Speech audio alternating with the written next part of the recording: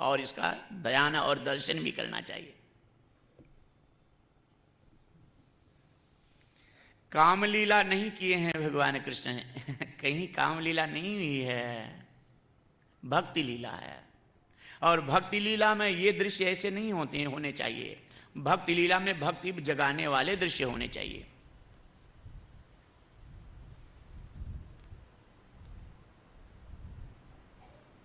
महारास लीला भी 11 साल से कम, 10 वर्ष 6 महीने के जब कन्हैया हुए हैं तब महारास लीला शुरू हुई है। 6 महीना तक चली है। 11 वर्ष पूरा होते होते कन्हैया को गोकुल छोड़ करके, महाराज पूरा करके गोकुल छोड़ करके मथुरा जाना पड़ा है। अर्थात 11 वर्ष तक ही गोकुल में रहने का संकल्प भगवान का था। इसके अंदर ये महारास लीला भी हुई है। तो महारास लीला भी 11 वर्ष का कोई बालक में काम भावना नहीं होती। जो नित्य और आलिंगन भगवान दिए हैं वहाँ काम नहीं, वहाँ प्रेम और भक्ति भावना है, परमानंद भाव है, वहाँ काम लीला नहीं है।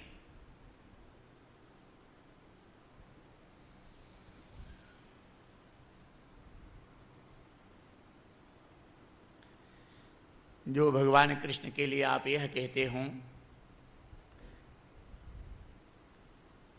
कि मत्तः पर तरंग नान्यत किंचित दस्ते, स्वयं भगवान जो कहते हैं कि किंचित दस्ते धनंजय मयि शर्मिदम प्रभुतम सूत्रे मणिगणायो, हे धनंजय किंचित मात्र भी मुझसे जगह कोई खाली नहीं है, क्योंकि मैं ही खंग हूँ, आकाश में हूँ, अग्नि में, खंग वायु अग्निम सलिलम, जल भी मैं हूँ, मही च पृथ्वी भी मैं हूँ, शरीर समुद्र से, ये बहती हुई यमुना भी मैं ही हूँ।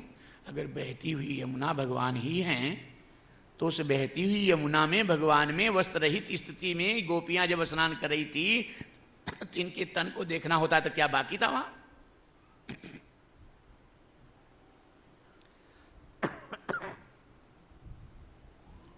ऐसी लीला वहां दिखानी होती, इसलिए कथा यहां लिखनी होती व्यास जी को, सुखदेव जी को ऐसी कथा कहनी होती। तीन कथाओं से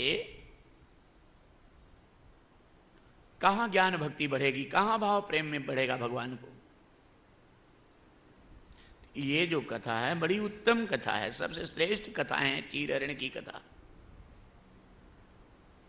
वासना रूपी चीरहरण करते हैं भगवान, और उस वासना रूपी चीर को हम स्वयं सारे चीरों को निकाल सकते बाहर के, लेकिन सूक्ष्म मनोगत बुद्धिगत जो चीर है, इस मनोगत और बुद्धिगत सूक्ष्म वासना की चीर को हम नहीं निकाल सकते, भगवान ही निकालें तो ही हम परम आत्मीय भाव में जग सकते हैं, आत्मा प्रकाश स्वरूप का दर्शन बोध कर सकते हैं, नित्य स्वरूप का बोध कर सकते हैं। तभी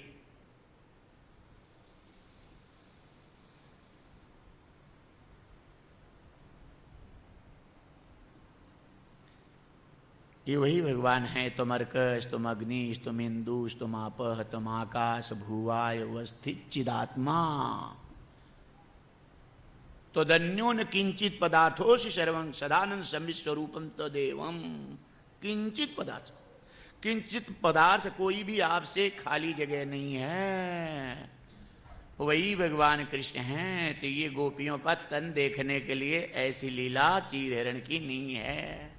चीरहरण की ये जो लीला है ये भगवत कृपा की असीम लीला है, जो अपने भक्त के सूक्ष्म वासना के चीर को हरण करके आत्मीय भाव जगाने की लीला, पूर्ण आत्मीय भाव, यही मंजिल मिलने की ये लीला है। और जब ये मंजिल पूरी हो जाती, देह भाव मिट जाता है, आत्म भाव जगता है। यह आत्मा प्रकाश अपने परमानंद रूप में जब बढ़ता है, प्रकाशित होता है, तो यह आत्मा प्रकाश, यह परम ज्ञान, यह आनंद अपने परमानंद परम प्रकाश के हृदय से मिलने के लिए व्याकुल हो जाता है। अर्थात तब महारास लीला होती है। महारास लीला नित्य नाच गाना नहीं है, मनोरंजन नहीं है। महारास लीला, महारास लीला शुद्ध रसरूप आत्मा का, महारसरूप परमात्मा का मिलन है, भक्तों की मंजिल है। भागवत का पूर्ण परिणाम है महारास लीला।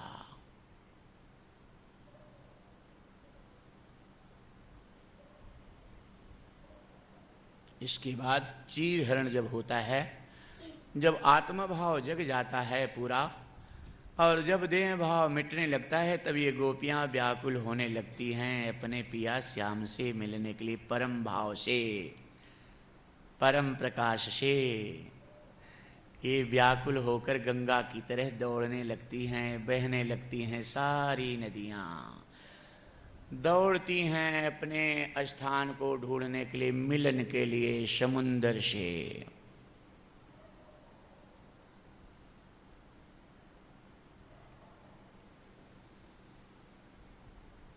और कब मिलन होगा ऐसा सोच सोच कर व्याकुल हो जाती हैं। व्याकुल होकर के कभी कभी मूर्छित हो जाती हैं, बेहोश हो जाती हैं, क्योंकि आशा अब दिख गई है कि मिलन हो जाएगा।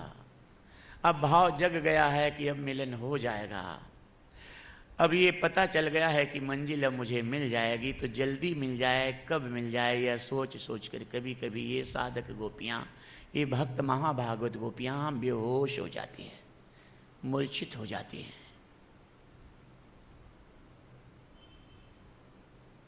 तब भगवान कृष्ण ग्वालों से कहते हैं कि अगर कोई गोपी मूर्छित हो जाए, बेहोश हो जाए, तो हमें बताना, हम उसे बराबर मंत्र कान में दे देंगे, ठीक हो जाएगी। और कोई प्रभु का मिलन कब होगा सोचते सोचते जब परम आनंद की भक्ति की भावना खूब जग जाती, खूब व्याकुल हो जाता है जीव, तब सोचता है कि कब होगा प्रभु मिलन, कितना समय लगेगा। भी ऐसे भाव में जब उतावला होकर के अति व्याकुल हो जाता है और पूर्ण देह भाव समाप्त हो जाता है, आत्म भाव में पूर्ण होकर के शिथिल हो जाता है। उसकी आंखें बाहर देखना संसार को बंद कर देती, कान बाहर के शब्द सुनना बंद कर देते हैं, जीवा बाहर के रस लेने का गुण खत्म हो जाता है, त्वचा बाहर के स्पर्श सुख को त्याग देती है, सारे सुखों को, बाहर के विषयों के सुखों को त्याग करके तब एक आत्मनित्य शाश्वत भाव में शिथिल परमानंद की व्याकुलता में, तब ग्वाल बाल जाकर दौड़कर बताते हैं कन्हैया से कि कन्हैया ये फला गोपी मूर्छित हो गई है। दौड़े दौड़े श्याम आते हैं, धीरे से उसके कान में कहते हैं कि अरे गोपी गोपी गोपी थोड़ा और सब्र कर, थोड़ा सा सब्र कर गोपी, शरद ऋतु की चांदनी, शरद ऋतु की पूर्णिमा की चांदनी रात को मिलूंगा। टाइम बता देते हैं कब मिलेंगे भगवान, 2 महीने में कि 4 महीने में कि 2 साल में कि 2 जन्म में कि 4 जन्म में, इसलिए व्याकुलता है भक्त के मन में। लेकिन अब भगवान स्वयं टाइम बता देते हैं कि गोपी शरद ऋतु की पूर्णिमा की चांदनी रात को मिलूंगा, थोड़ा और सब्र कर। तो इनको हिम्मत हो जाती है कि इतना दिन तक मुझे इंतजार करना, इसके बाद मिलन होगा।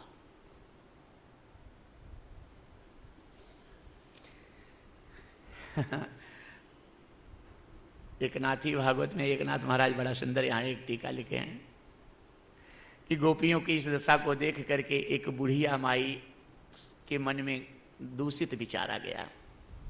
कहाँ प्रेम भक्त की लीला, इतनी ऊंची लीला जहाँ भगवान की, ऐसे ही से परम भागवत और भक्त की लीला में एक बुढ़िया माई को दूषित विचार आ गया कि ओ ये तो कुछ लगता है ये विषय लीला है क्या, विषय लीला में, प्रेम भक्ति की लीला में के बहाने तो विषय लीला हो रही लगता है। इसके मन में काल आ गया कि ये चुपके से कन्हैया कान के पास मुंह लगाकर क्या कहता है इसको। और ये बुढ़िया माई इसका पता लगाने के लिए एक दिन नाटक करके बेहोश होकर के गिर गई कि देखूं बेहोश जो होता है उसी के कान में बोलता है तो पता चल जाएगा कि क्या बोलता है। और जब ये माई बेहोश होकर के गिर गई तो इसकी बहू दौड़ी गई कि कन्हैया कन्हैया मेरी सास बेहोश हो गई, उसके कान में भी मंत्र फूंक दो। कन्हैया ने कहा ना बाबा, जिसके बाल पक जाते हैं उसके ऊपर मेरा मंत्र काम नहीं करता।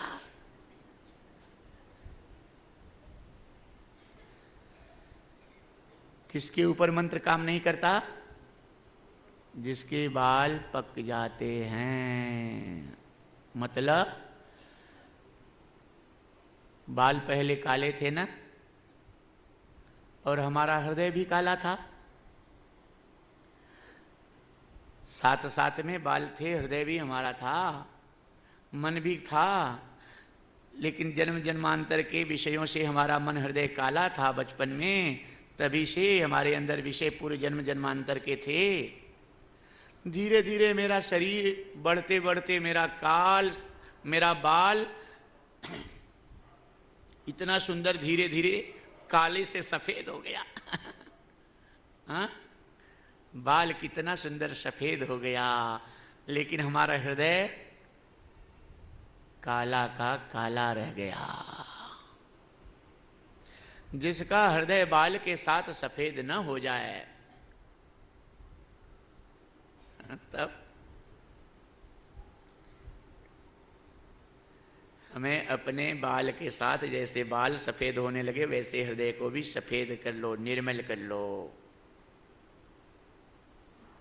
लेकिन हमारा बाल तो सफेद हो जाता है, लेकिन हृदय हमारा काला का काला ही रह जाता, मन काला का काला ही रह। गोपी बहुत कहने लगी कि नहीं कन्हैया चलो चलो कन्हैया। कन्हैया कहे छाओ चलता हूं, चलो। आए कन्हैया, ये तो जान गए कि नाटक कर रही है बुढ़िया माई। और कान में मंत्र फूंकने के बजाय कन्हैया ने कहा एक मोटा सा डंडा लाओ।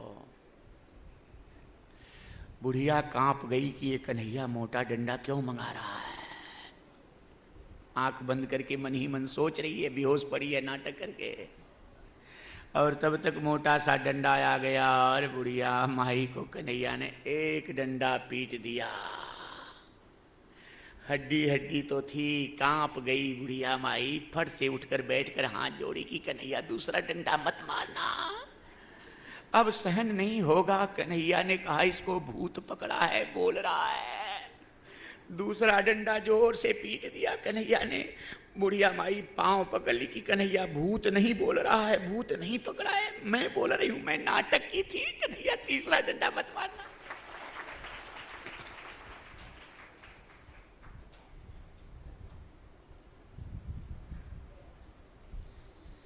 सुखदेव जी महाराज राजा परीक्षित से कहते हैं, राजन भगवान की भक्ति में जो नाटक करता है, इस बुढ़िया माई की तरह दिखावा करता है, ऊपर से दिखाता है कि मैं भक्त हूँ, मैं प्रेम करता हूँ, लेकिन अंदर से उसके मन में काला भाव रहता है, नाटक करता रहता है, तो भगवान इसी तरह डंडे से उसे पीटते हैं। कहीं पुत्र का संकट, कहीं पति का संकट, डंडे से पीटने का अर्थ ही होता है। कहीं सम्मान के ऊपर संकट, कहीं शरीर में कोई रोग इसका संकट, कहीं समाज के अपमान का संकट, ये डंडे से पीटना। जो भगवान की भक्ति में दिखावा करता, नाटक करता है, हृदय से प्रेम नहीं करता भगवान से। इसलिए भगवान की भक्ति में कभी दिखावा नहीं करना चाहिए, नाटक करने नहीं करना चाहिए। सच्चा प्रेम से भक्ति करो।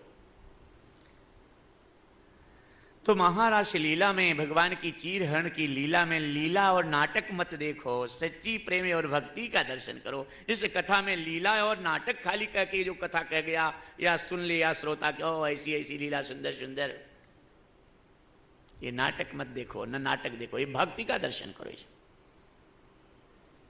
क्योंकि ये सबसे उत्तम भक्ति का दर्शन है, ये भागवत में दशम स्कंद का।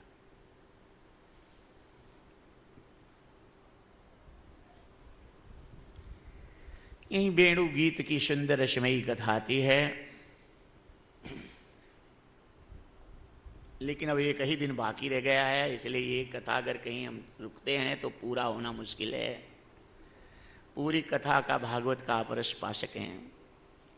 अब इसी दशम स्कंद में, अब इन कथाओं में वेणु गीत में एक एक दिन का पूरा दोनों टाइम का समय हो मस्ती में। इस वेणी गीत में इस बंसी की मधुर आवाज़ क्या है, बंसी की मधुर तान क्या है, क्यों सब व्याकुल होते थे। इस तन का, इस तान का, इस मधुर के, इसे स्वर का, श्याम के वंशी का जब रहस्य पता चल जाता है तो वह परम भक्ति प्रेम और भक्ति जगती है, और जिस प्रेम में सब पागल होते हैं, महाराज की तरफ भागते हैं, घर संसार छोड़ करके श्याम की तरफ भाग जाते हैं, जिस प्रेम में इन लीलाओं से, इन कथाओं से, इस रस में डूबने से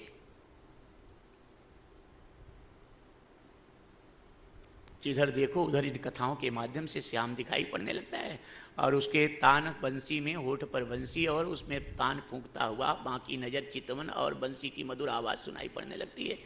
इन कथाओं में अगर 1-2 दिन तक इसमें विस्तृत ढंग से रुक करके रस में दिया जाए तो ऐसे ही भागवत कथा सबसे श्रेष्ठ नहीं मानी गई है। यह भागवत कथा का दशम स्कंद प्रभु का दर्शन माना गया है, मिलन माना गया है, ऐसे ही नहीं माना गया है। अरे परम योगी सुखदेव जी महाराज निरंजन निराकार निर्गुण ब्रह्म की समाधि को त्याग कर जिस कथा में, जिस रस में डूब गए, एक बार तो फिर निकल नहीं पाए, ऐसे थोड़ी। इस रस में जब डूबने का अवसर मिले, डूबो तब पता चलता है।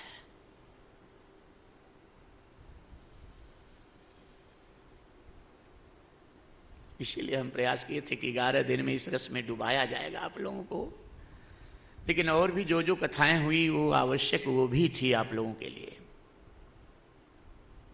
सुंदर बगीचा, फल पौधा निकालने के लिए, खेती कार्य करने के लिए डायरेक्ट खेती नहीं हो सकती, पहले उस मट्टी को बढ़िया सजाना होता है। मट्टी जब सजेगी और उसके सीजन आते हैं तब बीज बो करके उसकी फसल बढ़िया होती है, अच्छा पौधा निकलता है। इसलिए इस रस में डुबा, डायरेक्ट डुबा नहीं सकते थे हम, आपको व्यवस्था थी हमारे सामने। वह खेती तैयार करके, वो भाव भूमि जब तैयार होगी तब ये प्रकट होगा ये बीज। अब तब ये आनंद महाराज लीला का दर्शन से थोड़ा थोड़ा इन कथाओं का इस बार दर्शन कर लो, कल ही तक का समय है, अब इस बहुत सी कथाएं बाकी हैं, आगे महाराज देख ही रहे हैं। इसके बाद भगवान कृष्ण का गोकुल से मथुरा गमन, गोपियों का प्रेम भाव और वियोग भाव, कंस वध, और इसके बाद फिर उद्धव चरित्र जो भागवत का श्रेष्ठ दर्शन, जहाँ प्रेम और भक्ति का मिलन और दर्शन हुआ है, जिससे प्रेम अवतार भगवान का, भागवत का उत्तम फल, सबसे श्रेष्ठ फल।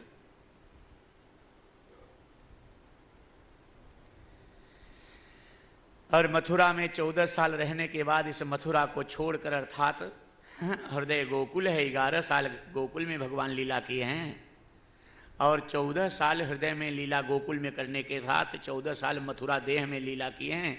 देह मथुरा के राजा अहंकार कंस को मार डाले हैं, और इसके जितने भी थे एक एक करके सबको संभालते गए हैं 14 साल में।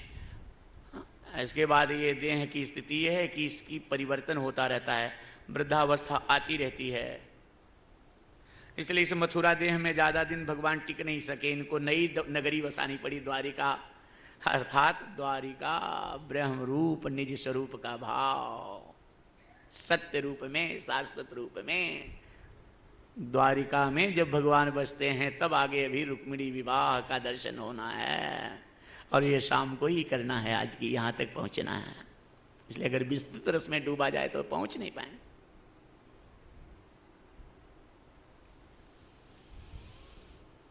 जहाँ पर हम सब रुक्मिणी बन करके निर्मल सा सुंदर और शुद्ध भक्ति रूप रुक्मिणी है। रुक्मिणी कौन है? हमारी शुद्ध निर्मल भगवत प्रेम में पगी हुई, भगवान के चरणों में समर्पित होने की उत्तम जिज्ञासा भरी बुद्धि ही रुक्मिणी है। ऐसी हमारी अपनी बुद्धि को रुक्मिणी जी की तरह भगवान के चरणों में सब लज्जा तोड़ करके पुकार लेना है कि मैं आपकी हो गई हूं,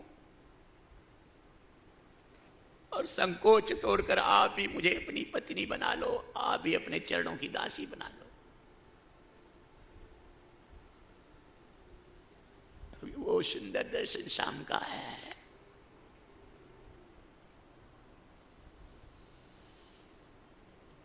उसके बाद भक्ति में एक के बाद एक कथाएं, और उसके बाद फिर सुदामा चरित्र है। कल तक का ही तो समय है। भागवत का कथा सुनकर राजा परीक्षित का मोक्ष दर्शन हुआ, उत्तम दर्शन कथा। 11वें स्कंद में उत्तम दर्शन जो कथाओं का है भागवत के,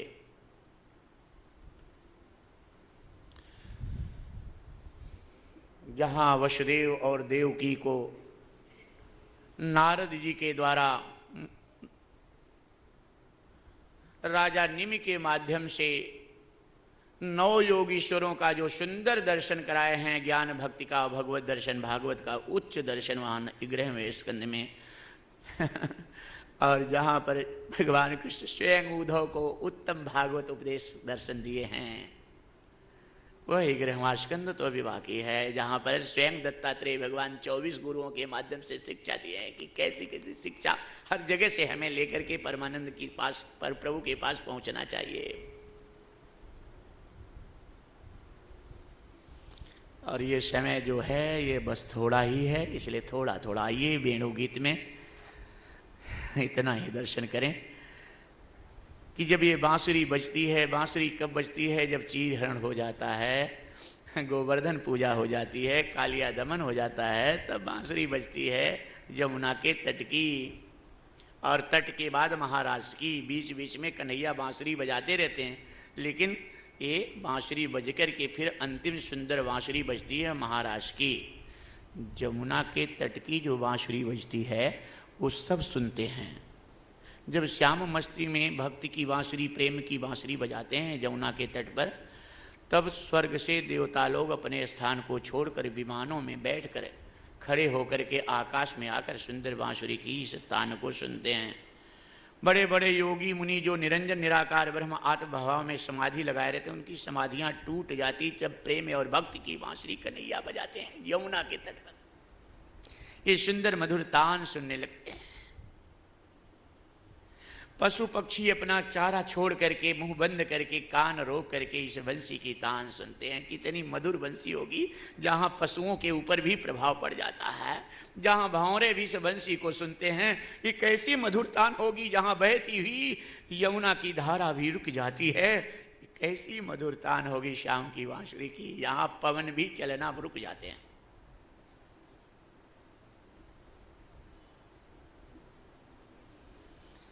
हे श्याम तेरी बंसी ने कैसा सितम किया।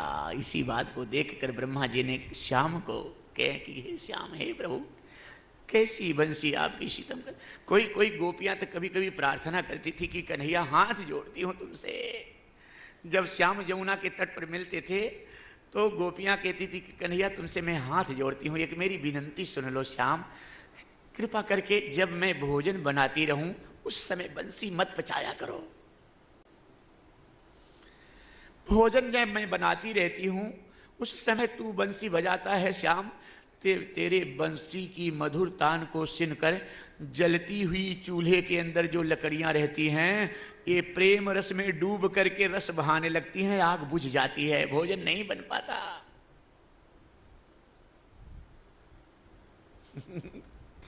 कैसी तान होगी, कैसी बांसुरी होगी कि जलती हुई लकड़ियां उस रस में अपना जलना छोड़कर प्रेम रस बहाने लगती हैं।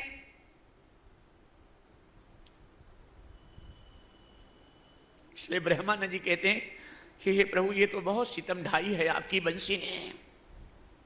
ऐ श्याम तेरी बंसी ने कैसा सितम किया, तनिका रहा न होश मेरे मन को हर लिया।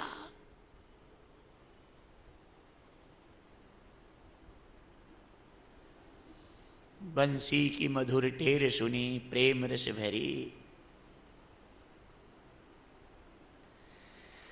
ब्रज नारी लोक लाज काम काज तज दिया। सब काम धंधा लोक लाज उठा करके फेंक करके निकल पड़ी। नभ में चढ़े विमान खड़े देवगण सुने। कैसी बंसी थी, मुनियों का टूटा ध्यान, समाधि से ध्यान हट गया, ये बंसी की तान ऐसी आ गई। मुनियों का टूटा ध्यान, प्रेम भक्ति रस पिया, पशुओं ने तजी घास, पंछी मौन हो रहे। चहचहाहट जिसमें श्याम की बंसी कैसी थी कि पक्षियों की बोली बंद हो गई, शांत, कहीं से चाचाहट नहीं, पशुओं का चारा घास खाना बंद, मुंह जैसे के तैसे है। पशुओं ने तेजी घास, पंछी मौन हो रहे, जमुना का रुका नीर, पवन थीर हो रहा। बहती हुई जमुना रुक गई, जमुना का रुका नीर, पवन थीर हो रहा। ऐसी बजाई बंसी, तीनों लोक बस किया। ऐसी बजाई बंसी। श्याम, सताया तो है तू अपनी बंसी से, लेकिन अगर थोड़ी सी कृपा यहां भी कर देता इन भक्तों के ऊपर, इनके मन में भी अपनी एक बार बंसी की मधुर तान सुना देता, इनके हृदय में, इनके चित्त में, मन में, ताकि ये भी ये वेश वासनाओं को, संसार को त्याग करके, सब संसार के मोह को त्याग करके, बाह्य जगत को त्याग कर अंतर जगत में तेरे चरणों के लिए, तेरे मिलन के लिए इनमें भी व्याकुलता हो जाती है। मैं तो यही तुझसे प्रार्थना करता हूं कि हे प्रभु, दर्शन न दे इन लोगों को, कम से कम अपने दर्शन के लिए व्याकुल तो बना दे।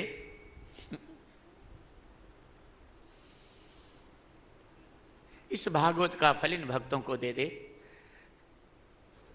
कम से कम तेरे दर्शन के लिए व्याकुल तो हो जाए।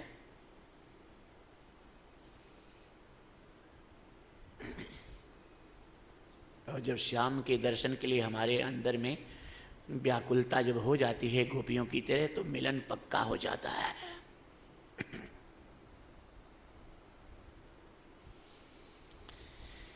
जैसे सूरज निकलना होता हो तो लालिमा हो जाती है, वैसे जब प्रभु से मिलन होना होता है तो प्रभु के मिलन की मन में व्याकुलता हो जाती है।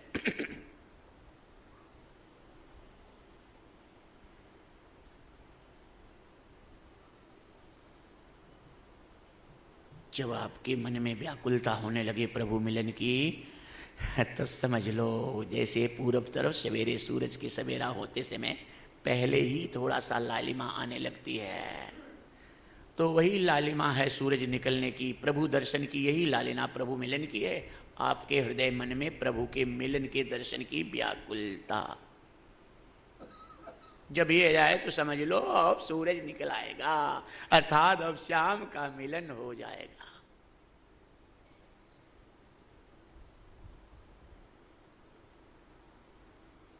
पशुओं ने तजी घास, पंछी मौन हो रहे, जमुना का रुका नीर, पवन थीर हो रहा। ऐसी बजाई बंसी, तीनों लोक बस किया। ब्रह्मानंद दर्श दीजिए, अब देर क्यों किया। हे श्याम दर्श दीजिए, अब देर क्यों किया।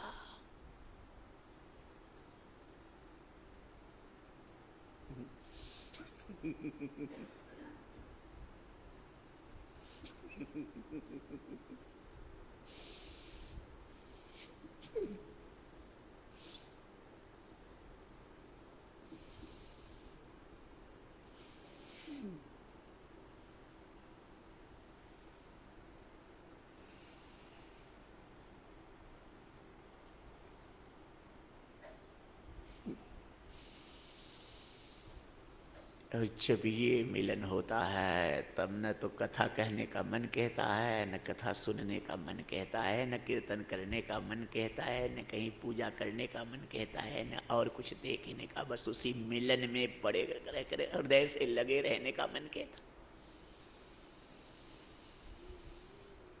तो बस अपने प्रभु को तो सब शिथिल हो जाता है।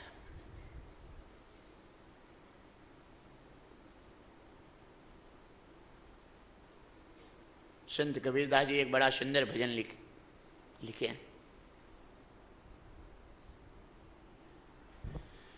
साधो सदगुरु भक्ति आनी, साधो सदगुरु भक्ति आनी, अर्थात सदगुरु ने भक्ति को लाया, प्रकट किया।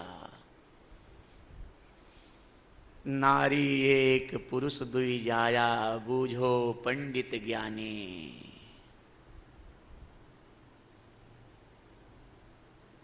एक नारी ने दो पुरुषों को जन्म दिया, बूझो, समझो, बताओ।